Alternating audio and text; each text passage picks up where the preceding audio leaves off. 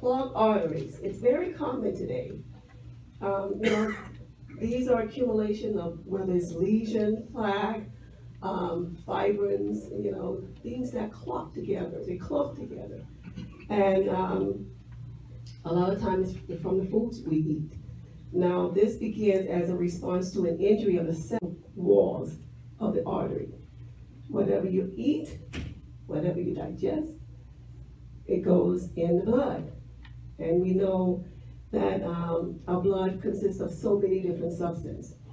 And so there's a scripture that I like, 2 Corinthians 4:7. It says, "We shall proclaim to be vessels of God, for his glory to be revealed in our lives." And, you know, we have vessels in our body. Our vessels are the conduit for blood to supply all over our body. And we are vessels of God, and we have to preach the gospel, you know, proclaim the word of God throughout the world. Well, think of your vessels as a conduit, and it's a reservoir to supply every part of your body with nutrients from the blood. Now, a major cause of clogged arteries are unhealthy diet, elevated blood cholesterol, lack of physical activity, smoking, excess weight, and diabetes. Those are the major causes, not the only cause. And so let's look at some of these. Healthy diet is what we eat. You know, scientifically, the best diet to eat is a Mediterranean diet. This consists mostly of fruits and vegetables, different grains, you know, whole wheat grains. They very rarely have starchy foods like white flour and so forth. And they eat fish, they eat lots of fish, so they have their essential fatty acids. And so this is one of the best, and this is the diet that I try to follow, although I don't include chicken. I only eat fish, but mostly when you look at their pyramid, you know, down the bottom mostly is, you know, fruits and vegetables. These were included in the last blood pressure package that we had. And so eating a healthy diet helps, but that's not the only thing. You have to exercise, because when we exercise, we move all parts of our bodies. We move our blood system, you know, our blood. We move our vessels, our heart pump faster, and it really, it pumps. And it creates a resistance, or it creates, shall I say, a stamina for our vessels. And so it helps to, you know, pump the blood.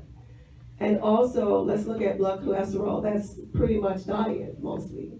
And there are other reasons in diet that people have high blood cholesterol too. Hereditary is one of them. Smoking. My grandfather was like, he was such a noble man. I'll never forget him. He was so honest, he was noble, and I praise him, I kind of worship him. And he was like from an American Indian descent. And the only problem, I thought he was perfect. However, he ate Georgia bacon. He loved Georgia bacon. He almost cooked it every morning. And he smoked nearly all of his life. He smoked from 16 years old. He was 16 years old when he started smoking, and he smoked until he died. And so that's the only fault, you know, his diet and his smoking that I thought wasn't perfect. But guess what? That's what took him. That's what took him. 2 weeks before his 80th birthday, he had a heart attack. And when they had him on the operating table, all of his arteries was clogged, all four. And his heart was too weak, they could not bring him back.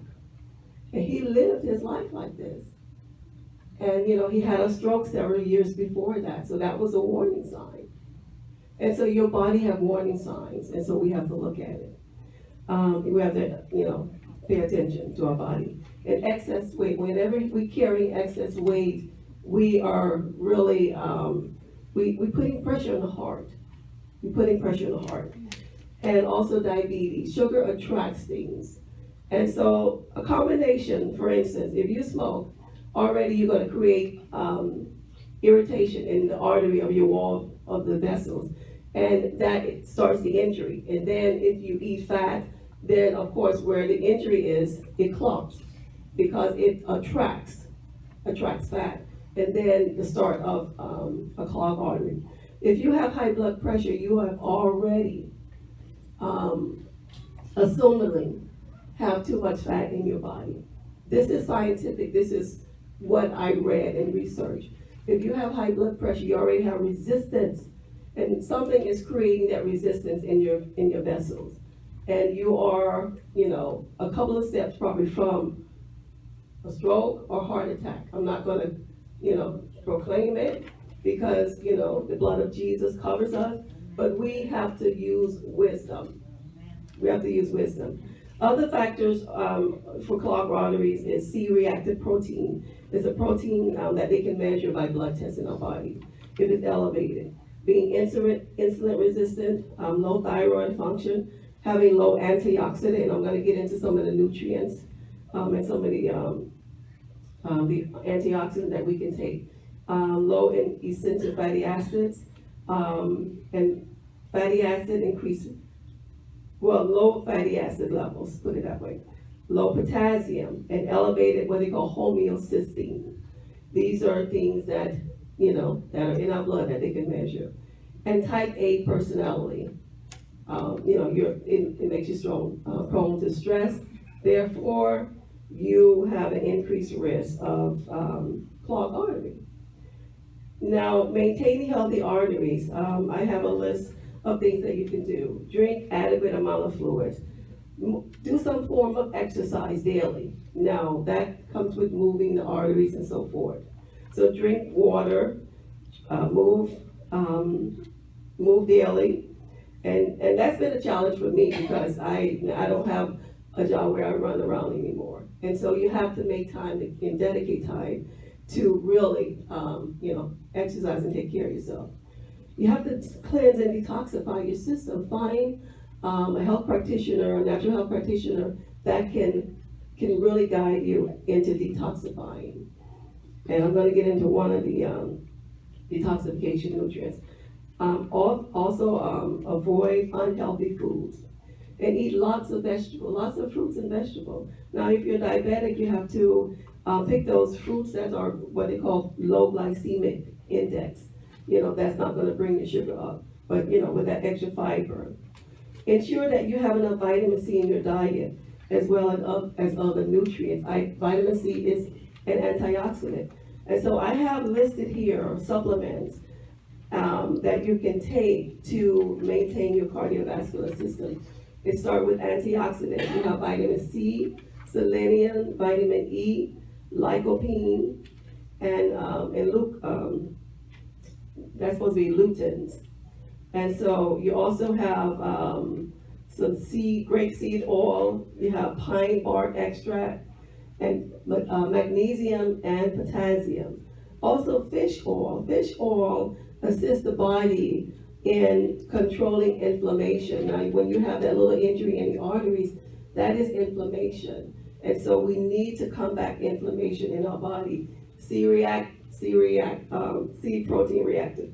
Those are inflammation markers that are measured. And so inflammation can come through various ways. And actually viruses can attack our blood vessels and cause inflammation in the body. And so we have to do all we can to take care of our bodies and guard our immune system from viruses. Systemic enzymes, I have one that I'll show you. Enzymes, these are proteolytic enzymes, and they're like scavengers. They eat and they support digesting fibrous materials, the material that clog together. They eat away dead tissue. And so they help open up, the arteries. Years ago, they had chelation therapy that they used, and they've kind of like just done away with that. but that was the key. They give you an IV, some natural practitioners still do it, and they chelate, they shed away all the fibers and the materials that's clogging the arteries. Now, when you read your handout, you see that there's good cholesterol and there's bad cholesterol. And so the bad cholesterol are things you get from your diet. They're fatty buildup in the arteries, and they're LDL, and they're measured as LDL. Now, the good cholesterol are HDL, and the HDL are the high density fats, and so, or high density protein, shall I say. These are actually meant to help eat away the LDL. And so it's best to have more HDL than you do LDL. And so the HDL you can elevate it by exercise. Exercise is known to increase HDL. Now, and triglycerol, they have the amount. And so the doctor do a total cholesterol, and then he breaks down the different cholesterol. And so I have some cooking tips. Add variety of fruits and vegetables to your meal. Drain off fat. You know, if you insist on frying, drain it off. When you boil, roast, or even bake poultry, you know, use a meat rack. If you don't, then just drain off that excess fat, you know, and just let it absorb in something. And, you know, and then you have to find out what's the best grease or cooking oil to cook in. Use leaner cuts of meat if you choose to eat meat. And don't baste in the drippings. A lot of people, they'll fry and then they'll use that same grease and make a little sauce or something. Make your own marinade on the side, and you know, and because they say the flavor is in it. It's true, but you know, marinate something on the side, onions, you know, and tomato and all that, and then create a sauce, and then take your meat out of that, and then put, you know, clean it from the pan or put in another one, and then just put all the other things that you've made for that meat on the side, you know, or in that, and let it broil. And now try to remove the skin of the chickens. Everybody like those crunchy, you know.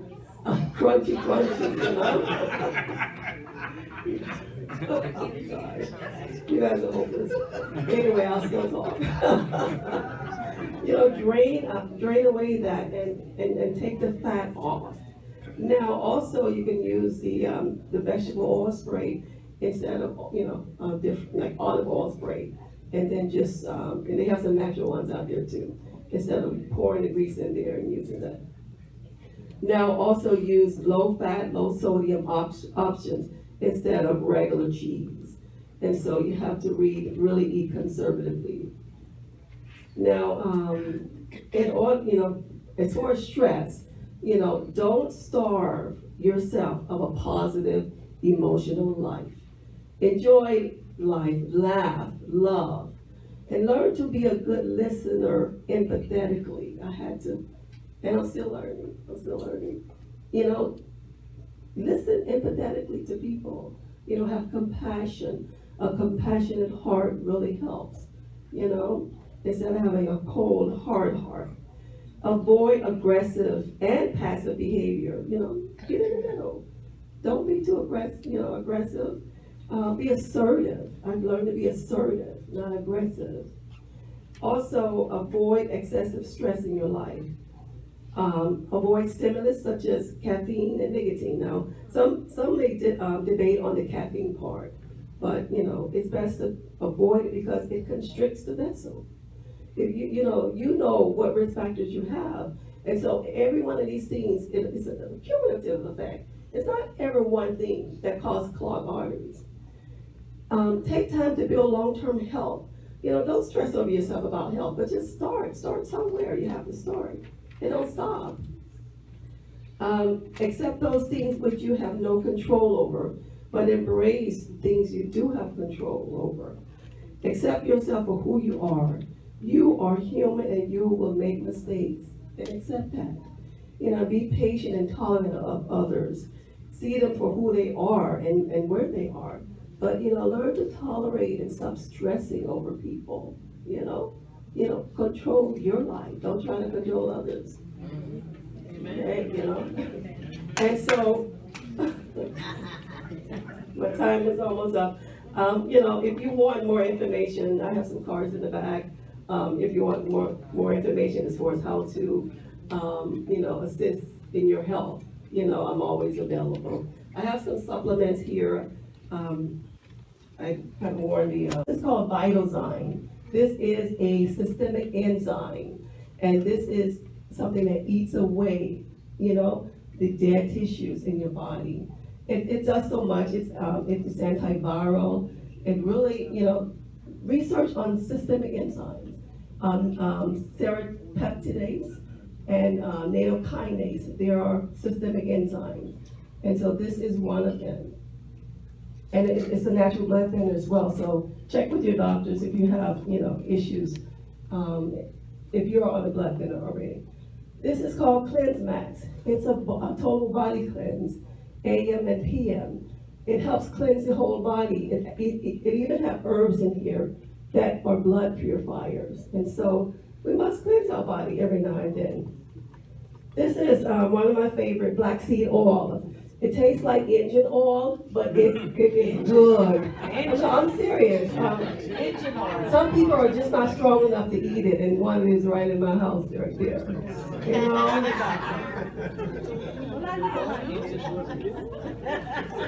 I know I smell.